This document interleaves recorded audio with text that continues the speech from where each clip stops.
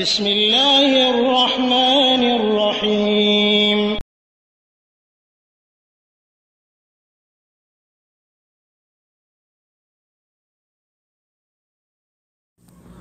ওয়ালাইকুম আসসালাম ওয়া রাহমাতুল্লাহি ওয়া বারাকাতুহু। 4695 ভাই, আসলে কয়েকদিন আগে হয়ে গেল, দু একদিন আর কি, যে কোন কোন গীবত বৈধ বা জায়েজ সে সম্পর্কে জিজ্ঞাসা করেছিল। আমার উত্তর দিতে বিলম্ব হলো আর কি, কারণ এগুলি অনেক জিনিস এমন যা সবসময় মাথায় থাকে না, তাই এর জন্য দেখার দরকার হয়। আর দেখার দরকার যখনই পড়বে তখন একটু টাইম লাগবে আর কি। তো যাই হোক, আপনার প্রশ্নের উত্তর, কিছু গীবত আছে যা বৈধ। গীবত হারাম একথা আমরা জানি, আল্লাহ কোরআনে এবং রাসূল কারীম সাল্লাল্লাহু আলাইহি ওয়াসাল্লাম হাদিসে আমাদেরকে গীবত থেকে নিষেধ করেছেন, গীবত করা হারাম আর কি। কিন্তু কিছু গীবত আছে যা গীবতের পর্যায়ে পড়ে না, যদিও তা বাহ্যিক গীবত কিন্তু তা জায়েজ। যেমন জালেমের বিরুদ্ধে অভিযোগ করা, কোনো অত্যাচারী ব্যক্তির বিরুদ্ধে অভিযোগ করা, আপনার বাবা, আপনার ভাই, আপনার কি বলে কারো স্বামী জুলুম করছে, তাই সে এই জুলুমের কথাটা এমন কারো কাছে গিয়ে বলবে যার কাছে বিচার পাওয়া যাবে, যার কাছে ন্যায় পাওয়া যাবে, তার কাছে গিয়ে বলবে যে অমুক অমুক আমার প্রতি এই এই জুলুম করছে। তো এর কথাটা গিয়ে সেখানে বলা যে আমাকে অমুক ব্যক্তি এই এই আমার উপরে এই অমুক ব্যক্তি আমার প্রতি এই এই জুলুম করছে, এরকম কথাটা বলা এমন লোকের কাছে যার কাছে সুবিচার পাওয়া যাবে, এটা গীবতের পর্যায়ে পড়বে না বা এটা বৈধ আর কি। 2 নম্বরে হচ্ছে সাহায্য কামনা করা কোনো অন্যায়ের প্রতিবাদের।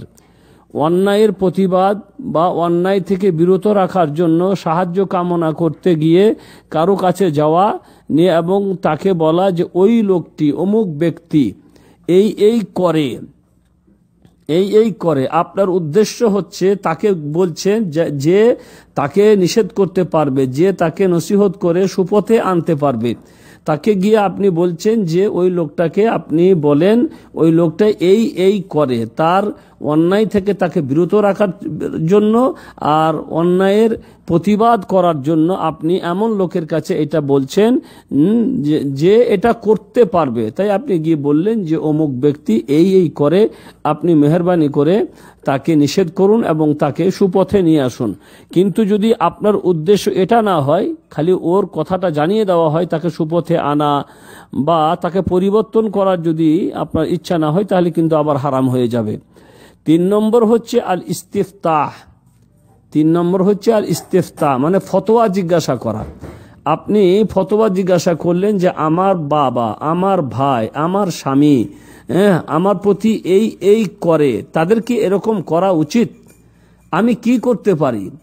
কিংবা কোনো ব্যক্তি সম্পর্কে আপনি বললেন অমুক মানুষটি এই এই করে, এখন বলুন তো হুজুর সাহেব, এরকম করা কি উচিত? আমার কি করা দরকার? এই ফতোয়া জিজ্ঞাসা করতে গিয়ে কারো দোষ কারো কাছে বর্ণনা করবেন, এটা গীবত গণ্য হবে না।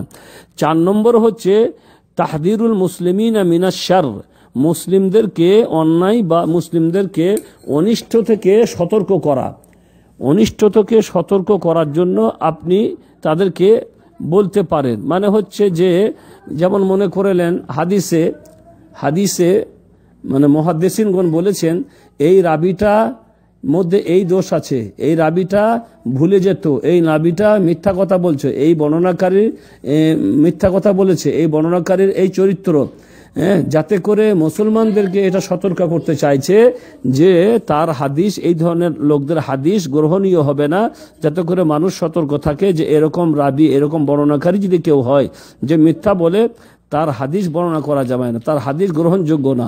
তো এরকম কথা বলা এটাও জায়েজ আর কি, মুসলমানদেরকে সতর্ক করার জন্য। 5 নম্বর হচ্ছে পরিচয়ের জন্য।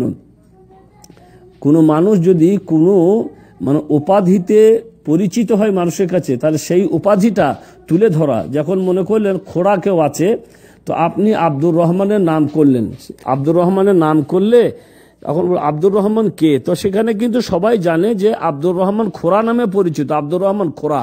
তখন আপনি বলুন আব্দুর রহমান খোড়া, কিংবা কি বলে আপনার অন্ধ কিংবা আরো কিছু যে নামে সে পরিচিত, অতএব এটাও গীবতের পর্যায়ে পড়বে না। আর 6 নম্বরে হচ্ছে যে ব্যক্তি প্রকাশ্য জুলুম মানে অন্যায় করে, প্রকাশ্য মদ খায়, বিদাত করে, কোনো পরোয়া করে না, প্রকাশ্য করে বেড়ায়, অতএব এমন লোকের কথাও বলা গীবতের পর্যায়ে পড়বে না এবং এটা গীবত হিসাবে গণ্য হবে না।